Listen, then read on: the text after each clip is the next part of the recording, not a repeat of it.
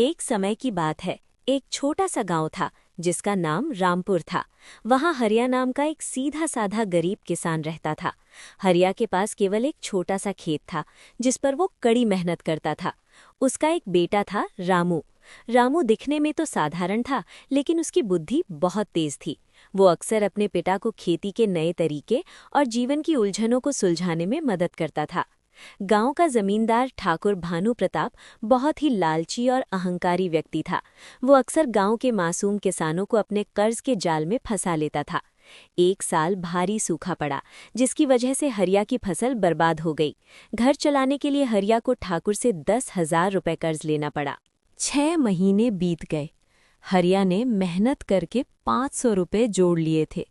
वो ठाकुर के पास गया और बोला, मालिक, ये 500 रुपए अभी रख लीजिए, बाकी के पैसे मैं अगली फसल पर चुका दूंगा।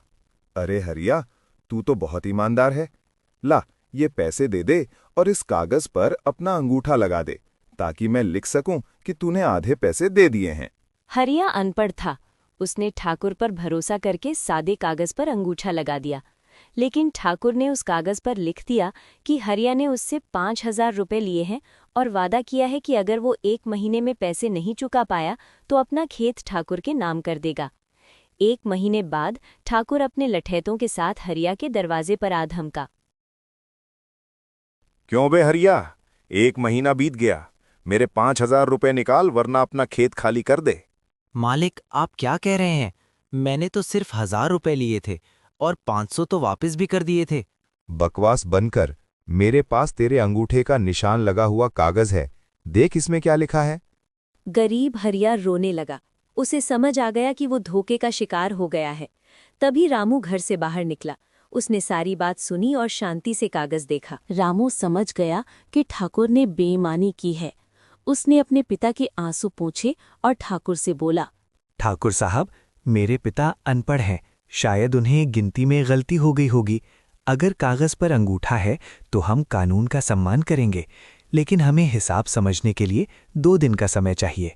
ठाकुर को लगा कि ये बच्चा उसका क्या बिगाड़ लेगा। उसने हंसते हुए कहा, ठीक है, 2 दिन बाद मैं पंचायत बुलाऊंगा। तब तक पैसों का इंतजाम कर लेना, वरना खेत मेरा होगा।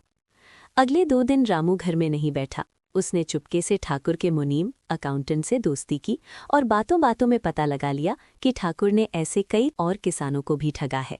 रामू ने एक योजना बनाई। गांव के बरगद के पेड़ के नीचे पंचायत बैठी। सरपंच और गांव के बड़े बुजुर्ग वहां मौजूद थे।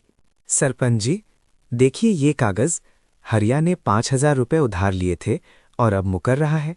हरिया, क्या ये बात सच है? हरिया कुछ बोल पाता उससे पहले रामू खड़ा हो गया। सरपंच जी, मेरे पिता स्वीकार करते हैं कि उन्होंने कर्ज लिया था, लेकिन ठाकुर साहब एक बात भूल रहे हैं। जिस दिन ये कर्ज लिया गया था, उस दिन ठाकुर साहब ने एक और वादा किया था।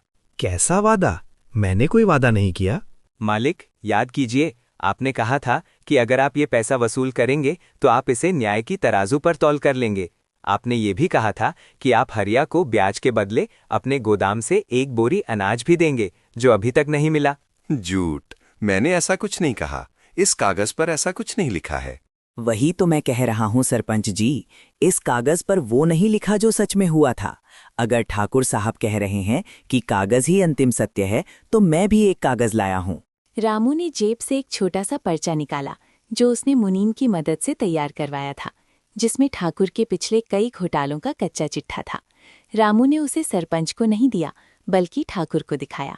मालिक, इस पर्चे में आपके उन सभी किसानों के नाम हैं जिन्हें आपने ठगा है। अगर मैंने इसे सरपंच जी को पढ़कर सुना दिया तो जेल आपको होगी, मेरे पिता को नहीं।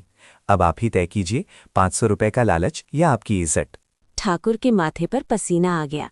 उसे समझ आ गया कि ये लड़का बहुत चतुर है और उसने उसकी चोरी पकड़ ली है। सरपंच जी, दरअसल मुझे याद आया, मुनीम से गलती हो गई थी।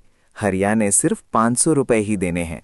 500 तो उसने पहले ही दे दिए थे और वो खेत वाली शर्त भी गलती से लिख गई थी।